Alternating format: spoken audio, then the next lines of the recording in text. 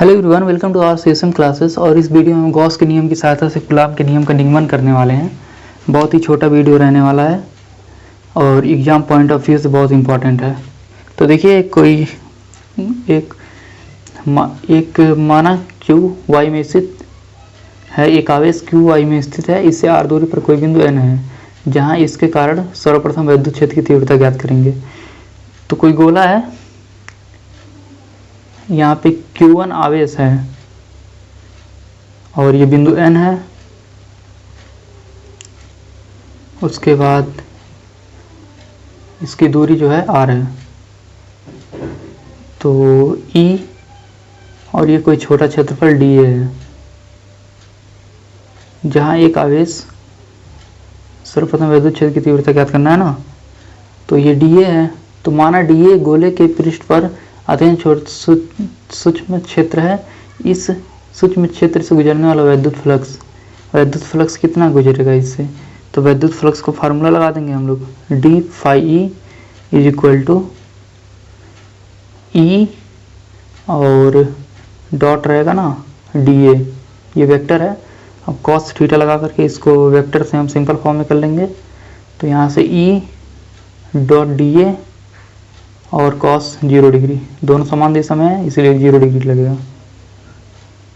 तो D phi E is equal to E और D ए, cos 0 का मान 1 हो जाता है।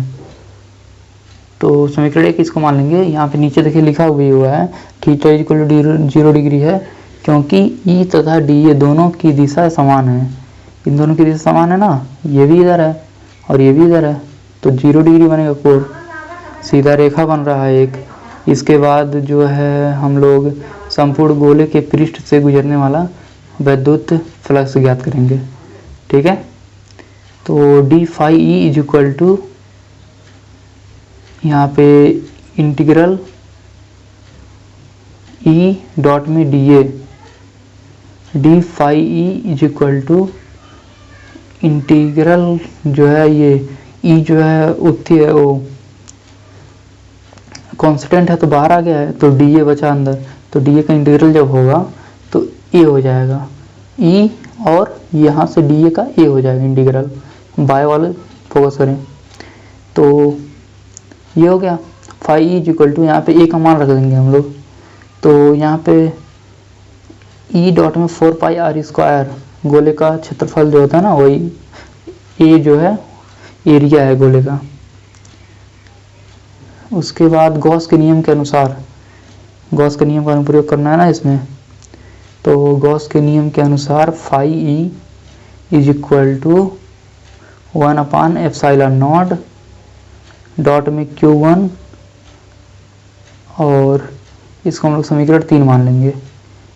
ये गॉस का नियम होता है, इसी में से मान रख देंगे हम लोग। देखिए दोनों तरफ Q ही बराबर है तो समान कर देंगे इसको। समीकरण 2 का मान 3 में रखें या 3 का 2 में रखें। तो समीकरण 2 तथा 3 से, समीकरण 2 तथा 3 से क्या हो जाएगा, E dot 4 pi r square और बराबर ये हो जाएगा 1/ε0 Q1। अब इसको हम लोग सबको एक तरफ कर देंगे ई को छोड़ के। तो ई बराबर पूरे को हम लोग नीचे भेज देंगे 1/4 पाई, और ये एप्सिलॉन है डॉट में Q1 अपान में आर स्क्वायर। ये आर स्क्वायर यहाँ से हो गया। अब इसके बाद हम लोग,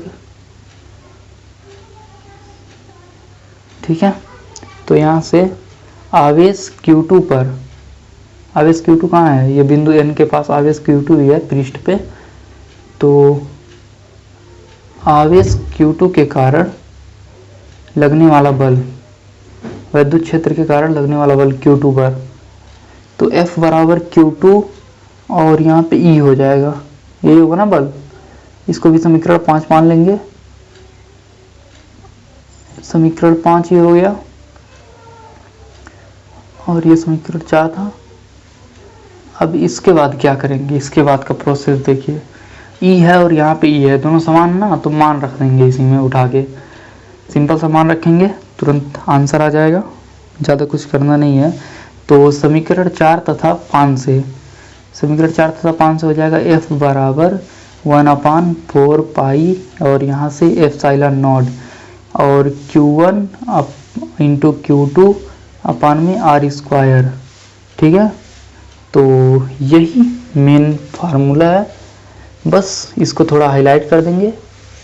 ठीक है, तो यही था वीडियो।